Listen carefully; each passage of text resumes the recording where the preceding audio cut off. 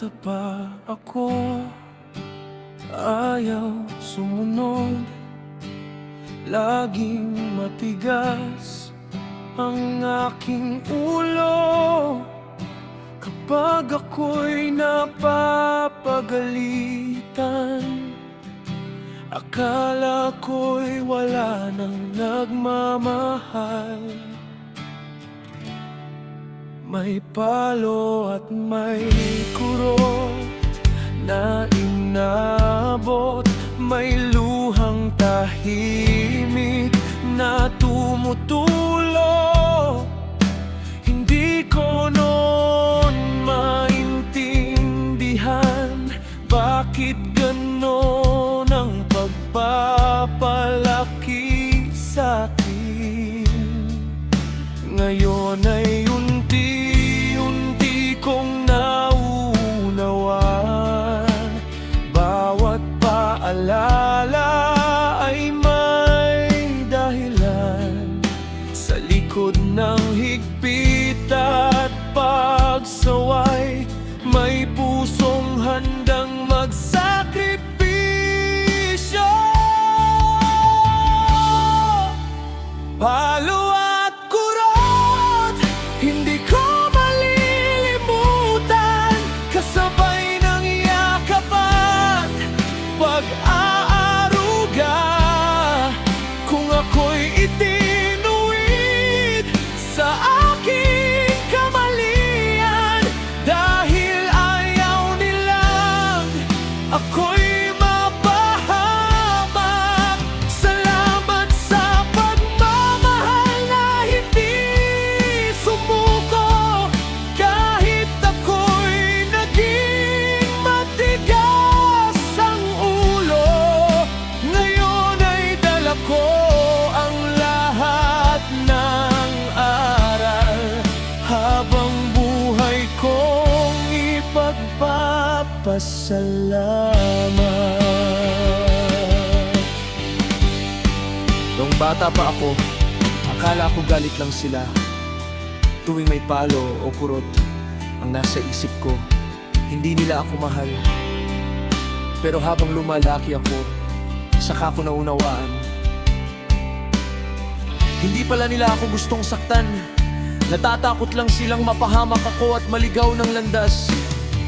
Ngayon, naiisip ko, mas mabuti nang napagsabihan at naituwid noon, kaysa lumaking walang gumabay.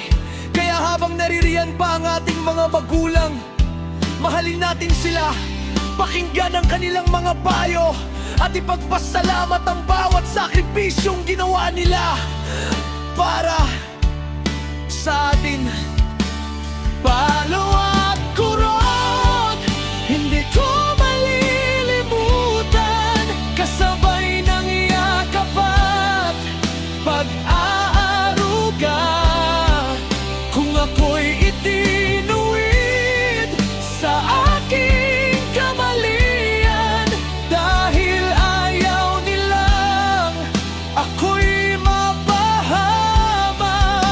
Salamat sa pagmamahal na hindi sumuko, kahit ako'y naging matigas ang ulo. Ngayon ay dala ko ang lahat ng aral, habang buhay kong ipagpapasalamat. Sa bawat magulang na nagmamahal, turuan ang anak ng may pag-iingat. At sa bawat anak na nakikinig, pahalagahan ang bawat payo at malasakit. Palo at kurot, lumipas ng panahon, ngunit ang pag-ibig ay nananatili.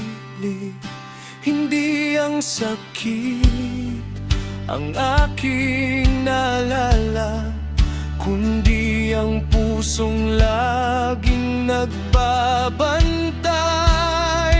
Habang narito pa ang ating mga magulang, iba naman natin ang ating pagmamahal, sapagkat darating ang araw, ang kanilang mga payo na lamang ang ating maririnig sa alaala.